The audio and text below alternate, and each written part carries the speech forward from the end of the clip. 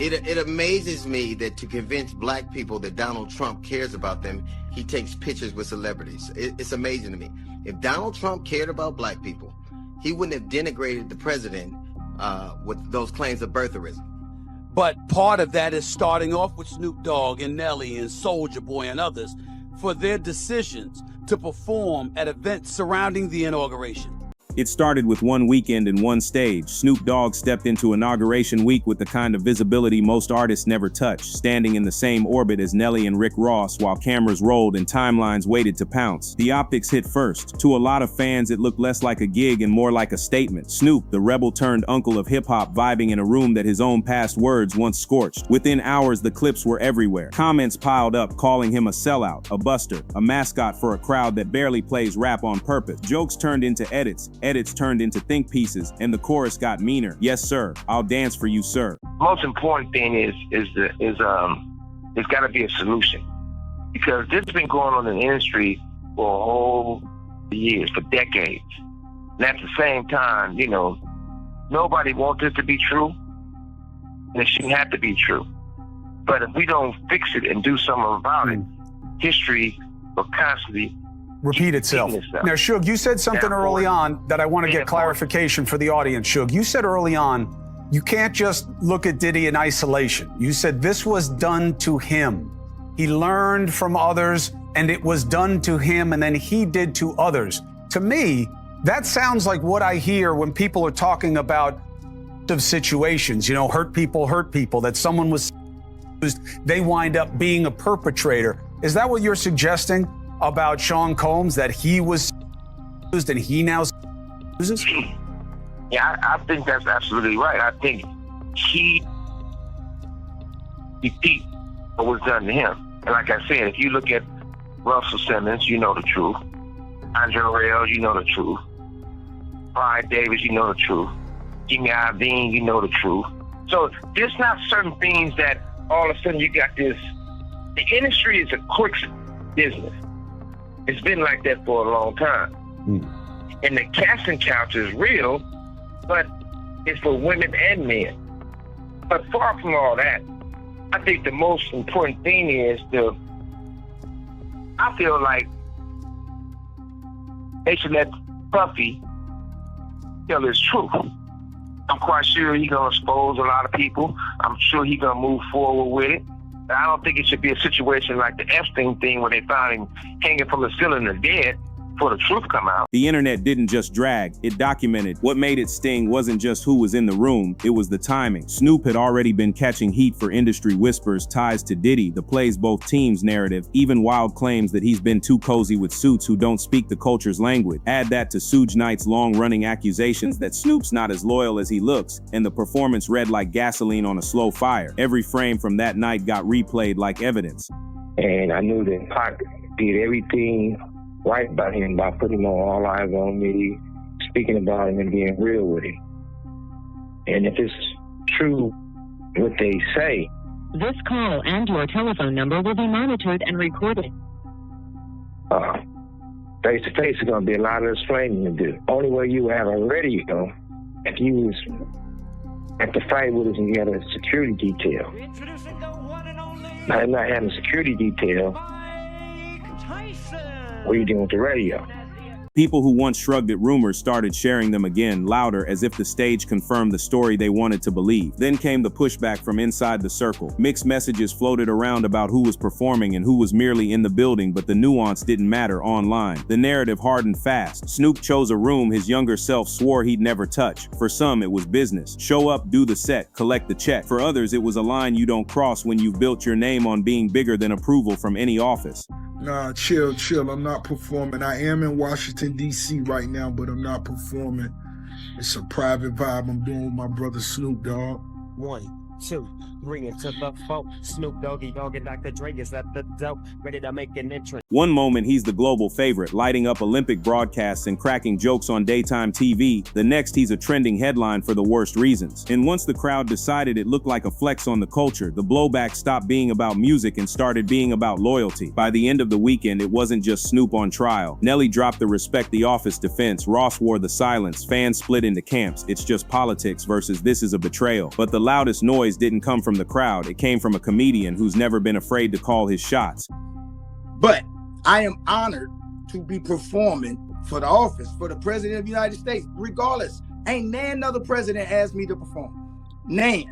But that wasn't the whole story, because when DL Hughley showed up with receipts, the timeline caught fire all over again. DL Hughley didn't ease into it. He pressed post and pointed straight at the contradiction. Years ago, Snoop clowned anyone who'd take that stage. Now the clip showed him front and center. DL didn't scream or rant. He didn't have to. He let Snoop's old words play next to the new visuals and told him to look in the mirror. So ain't nobody gonna perform for Donald Trump, huh?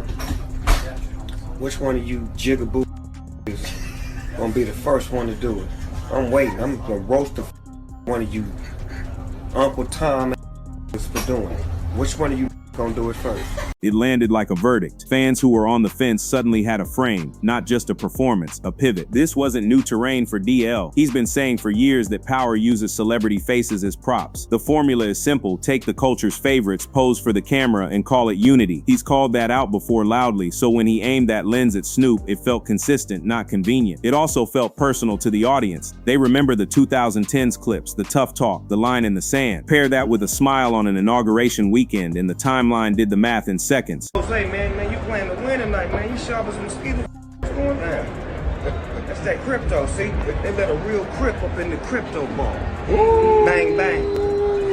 DL's tone was surgical. He didn't argue policy. He talked about optics, leverage, and what it means when someone who once mocked a man now helps elevate the moment. He pushed the power flex angle. It wasn't about bars. It was about a face that means something beyond music. The message underneath: if they can flip Snoop, they can flip the story of who holds the mic. That's why the post spread like a siren. It pulled old clips out of storage and gave them fresh life. It turned fan disappointment into a bigger question: what's your word worth when the offer is big enough? And because it came from DL, someone who has kept the same energy across different controversies, it didn't read as clout chasing. It read as accountability. The reaction forced a response from the other names in the room. One of them didn't duck. He logged on, looked the camera in the eye, and said it straight. It wasn't politics. It was respect for the office. And that's where the next twist starts. Because Nelly's defense didn't calm the fire. It fed it. Nelly didn't hide. He went live, broke it down, and said the quiet part out loud. This wasn't about backing a politician. It was about respecting the office. He framed it as work, professionalism, something he'd do regardless of who's sitting in the chair. I'd perform for Biden. I'd perform for Kamala. I'd perform for whoever asks, was the spirit of it. In other words, don't read politics into a contract, read consistency. It was a clean message, confident and calm, the kind of explanation that usually cools a trending pile-on. Only this time it didn't, because the backlash wasn't just tied to Nelly, it was tethered to the visual of Snoop in that room, after years of tough talk. So when Nelly said it's about the office, the internet heard it's about the bag. Comments turned his logic inside out. If it's truly a political, why does it feel like a flex for the other side? Why does it look like the culture's biggest faces being used to rebrand a moment? Fair or not, people weren't judging intent, they were judging optics. And optics don't negotiate. DL Hughley pounced on that gap. He didn't debate Nelly's right to work. He questioned the message it sent. He highlighted a pattern he's been calling out for years: power staging unity by casting familiar black faces, then ignoring the communities those faces come from. He reminded everyone that a photo op is a statement, whether you mean it or not. It's not just who asked you to perform, DL's post implied. It's what your presence communicates when you show up. That line turned Nelly's neutral stance into a conversation about leverage. Meanwhile, the receipts kept circulating. Old clips where Snoop cracked jokes about anyone who touched that stage reappeared next to the weekend footage. Fans stitched the two realities together and wrote their own conclusion. The edits practically captioned themselves, then versus now, promise versus practice. For an audience that grew up on Snoop's defiant persona, the disconnect didn't feel like nuance, it felt like a reversal. And once a reversal goes viral, it stops belonging to the artist. It belongs to the crowd. Rick Ross tried a quieter route. He didn't offer a monologue or a thread, but silence doesn't shield you on a weekend like this. The association alone pulled him into the current. Ross went from hustling to hustling for the White House, one brutal comment said, and it racked up shares just for the sting. The moment was bigger than any individual explanation. It had turned into a referendum on what legends represent when the room changes. By Monday, two narratives were locked in a standoff. On one side, the business argument: artists perform, politics come and go, professionalism is stability. On the other, the culture argument. Some rooms aren't neutral, and some appearances rewrite your story whether you co-sign it or not. Both sides claim realism, but only one side remembers every promise you made on the way up. And that's where the temperature really spiked, because once the debate turned to promises and loyalty, the conversation dragged in a name that never misses a chance to challenge Snoop's myth. What happened next pulled the story out of the ballroom and back into the death row era, right where Suge Knight's allegations have been waiting for years. When the room starts arguing about loyalty, Suge Knight's voice always finds a way back in. From behind bars, he spent years chipping away at Snoop's halo, saying the quietest part out loud: Snoop isn't the man the public thinks he is. He's hinted that the loyalty wasn't as bulletproof as the legend suggests, that while Pac went all in, Snoop kept doors open on both sides. In Suge's telling, even the hospital story, the one where Snoop said he got kicked out trying to see Pac, was more myth than memory. Those are heavy claims, and he's repeated them enough that they've become a permanent echo whenever Snoop's credibility is on trial. Important to note, they're Suge's allegations, not confirmed facts. But in moments like this, allegations don't need proof to influence perception, they just need oxygen. This weekend gave them all the oxygen they needed. As the inauguration clips looped, Suge's old interviews resurfaced like clockwork. Fans threaded sound bites into timeline. The industry rat label, the suggestion that Snoop has always played chess while everyone else played checkers. The insinuation that the clean exits and brand-safe deals weren't luck. Again, claims not verified truths, but pair a controversial stage with a long memory and the narrative writes itself. People start connecting dots they've wanted to connect for years. And that's the danger for any legend with a spotless mainstream image. Snoop spent the last decade becoming America's uncle. Olympic commentary, family-friendly cameos, cook-ups with Martha, commercials that outstream new singles. It's a masterclass in reinvention, but the wider the smile, the easier it is for critics to call it a mask. After the weekend, you could feel the mood shift. Jokes about being on every product, but loyalty suddenly didn't feel like jokes. They felt like verdicts from people who grew up on Ain't No Fun and Gin and Juice, who believed their guy would never trade the porch for a podium. Still, even Suge's loudest claims live in the gray. The facts haven't caught up to the whispers, and the whispers haven't turned into evidence. But culture doesn't always wait for court. It moves on what feels true, and what felt true after the clip circulated was simple. The man who once drew a line in the sand had crossed it. Whether that's fair or not almost didn't matter. The narrative had momentum, and momentum is ruthless. Which brings it back to DL's angle, the part that cut deeper than any insult. This wasn't just about a set list. It was about symbolism, leverage, and the kind of power move that tells a whole audience who's calling the shots. And that's where the next piece slides into place, because if you believe DL, this wasn't a concert at all. It was a flex. Strip away the lights in the set list and you're left with the part that made people flinch. This didn't look like music, it looked like leverage. DL's red was blunt. It wasn't about Snoop's catalog or his crowd control. It was about his face. The same face that once mocked this room, now smiling on cue. That's not a duet, that's a demonstration. Not listen to the song, but look who I can bring to the stage. In that frame, every bar becomes background, every chorus just cover for a bigger headline. Influence bending the culture's most familiar silhouette, and once you see it like that, the booking choices make sense in a cold way. You don't stack the card with loud names from yesterday's controversy. You pick the one legend whose brand crosses every aisle. Snoop is global, generational, algorithm proof. He's the uncle your mom knows, the meme your kids send, the classic your big brother quotes. If you're sending a message, you don't need noise, you need credibility. So the night stops being a party and starts being a picture. The caption writes itself, even your icons show up here. Fans felt that switch immediately. The comments weren't debating set quality, they were decoding power plays. He didn't need your bars, just your presence. This wasn't a gig, it was a checkmate. Those lines stung because they framed Snoop as the piece, not the player. A pawn in a room that once sat on the other end of his jokes. For a career built on autonomy, that's the deepest cut. It says your agency took a night off, and that's why the pushback kept snowball. When a performance reads like a signal, people start scanning for patterns. They rewind old interviews, rewatch brand deals, relitigate friendships, and stitch a story that explains the present by rewriting the past. Fair or not, perception sets the pace online. Logic trails behind, which is exactly how the next wave hit. The rumor mill roaring back to life with claims Snoop plays both teams, even whispers about him being protected in ways that go way beyond fame. Once the power flex idea caught on, the rumor engine did what it always does, ran hotter than the facts. Threads popped up claiming Snoop's been protected for years, that he moves through storms untouched while everyone around him takes the hits. Fans stitched old headlines together like a detective board. The brand deals that never dry up, the cameos, the Olympic charm, the evergreen commercials, the smooth pivots when rap beefs turned radioactive. To some it looked like elite level business, to others it looked like something else, playing both teams, staying close to whoever holds the keys. The conversation got even messier once people started tying unrelated scandals into the same narrative. With industry investigations swirling in the background, timelines lumped names together and asked leading questions. None of it came with paperwork, just attitude and memory. But online momentum outmuscles evidence. A single viral comment can feel true truer than a paragraph of context, and this weekend produced plenty of those. Notice how he never really gets touched, one post said. That ain't luck. It wasn't proof, but it was persuasive to a crowd already primed to doubt. That's the trap of icon status in the internet era. The higher you climb, the easier it is for people to rewrite your path as if it was paved by invisible hands. Snoop's long run, the clean exits, the crossover shine, the steady relevance suddenly look suspicious to folks who equate longevity with compromise. When those Suge soundbites resurfaced, they slotted neatly into the theory, the industry rat label here, the kept doors open jab there. Again, those are Suge's claims, not confirmed facts, but the timing made them feel freshly minted. Snoop's own posture didn't slow it down. He cracked a few light posts, kept it casual, and refused to dance with the detail. That works when the narrative is small. It backfires when the crowd wants confession. The silence got read as strategy, stay above the noise, let the algorithm move on. But this time the algorithm didn't. It kept circling, feeding every clip and comment into a larger picture that the uncle of everyone's smile was covering a playbook the culture never got to read. And that's the point where the conversation stopped being about a gig and started being about identity. If the perception hardens that you're safe because you're useful to the rooms that once mocked you, the music can't talk you out of it. The optics own the story. The crowd judges not just what you did, but what it seems to mean, which is why the next chapter cuts deeper than conspiracy ever could, because now the question isn't about secrets. It's about legacy, loyalty, and what the culture expects when a legend says he stands for something. This is where it stops feeling like gossip and starts feeling like a referendum. Snoop's career didn't survive 3 decades on hits alone. It survived on a promise, authenticity that could shapeshift without selling its soul. He was the cool constant through eras that aged everyone else. So when the weekend turned into a split screen, old declarations on one side, a presidential ballroom on the other, it didn't just bruise the moment, it pressed on the legacy. The culture's verdict wasn't unanimous, but it was intense. Older heads remembered the 90s code: pick a side, stand on it, eat the consequences, and called the performance a line crossing you can't laugh off. Younger fans raised on brand deals and crossover playbooks saw something else: adaptability, leverage, a veteran making the system pay. Both groups claim authenticity. They just define it differently. One sees a gig, the other sees a message. One hears a set list, the other reads a signal. That's the bind for any legend who becomes mainstream without losing street memory. The more beloved you are, the less room you have to be ambiguous. Your word becomes your currency. And in a space where receipts never expire, a single weekend can look like a chargeback on 30 years of credit. For some, the Olympics commentary, the Martha Stewart dinners, the family-friendly cameos were proof that Snoop found a way to be universal without asking permission. For others, they're now exhibits, evidence that the smile got wider as the lines got blurry. The comment sections reflected that tug of war. He's playing chess sat next to he's being played. That's just business lived under business is the excuse. People didn't just question the choice, they questioned the compass. And once the compass is in doubt, every past detour looks like a prequel. That's how a performance becomes a parable. Not about one night, but about what a legend owes the people who believed him when the rooms were smaller, the money thinner, and the risks louder. If there's a through line in the backlash, it's not anger, it's disappointment. Not because Snoop can't evolve, but because they thought they knew where he'd draw the line in public. That's the brand he built, a man who could be everywhere and still feel like he was from right here. You can keep the jokes, the memes, even the temporary unfollows. What sticks is quieter and more durable. Doubt. And doubt is the one thing a legacy can't afford. It doesn't shout, it lingers. Which is why all eyes drifted to Snoop's feed. If the story is about loyalty and optics, the only thing that slows it down is voice. Not a quip, not a wink, clarity. A reason that feels bigger than a check and tighter than a slogan. Something to square the old tape with the new clip and make it make sense. And that's where the last chapter lands, because when Snoop finally addressed the noise, he didn't debate politics. He doubled down on pride and left the biggest question up to the crowd. When the noise peaked, Snoop didn't swing back with a threat or a press run. He kept it light, posted like a man who refuses to let the internet pick his mood, and leaned on identity over argument, pride over policy. No walk back, no blow by blow, just that calm, familiar tone that's carried him through every era. It wasn't a rebuttal so much as a reminder. He's still who he says he is, whether the room approves or not. But the specifics stayed untouched. No line by line answer to DL's framing, no point by point to Nelly's defense, no re-edit of the older clips people were stitching next to the weekend footage. That restraint reads two ways. To some, it's poise. Don't feed what's meant to consume you. To others, it's convenient. Silence where clarity should live. And that's the tug of war defining this moment. Legend as lighthouse versus legend as logo. So we're left with the question the weekend couldn't settle. Was the appearance a professional play that got swallowed by optics, or a choice that crossed a line his own words once drew? If it's just business, why does it feel like symbolism won the night? If it's deeper than a set, why not say so and own the message? The answers live in the gap between brand and belief, and right now that gap is the timeline's favorite arena. What happens next depends less on headlines and more on voice. If Snoop steps in with precision, owning the contradiction, naming the why, drawing the boundary, this chapter becomes a bruise, not a scar. If he lets the edits write the history, the narrative hardens without without him. Either way, the culture is keeping score not on the charts but on the compass. So where do you land? Was this a neutral gig in a polarized world, or a public pivot that can't be laughed off? Drop your take in the comments, business move or cultural betrayal. And if you've watched this far, like, share, and subscribe, because the next chapter in this saga is already loading, and when it hits, we'll be right here to break it down.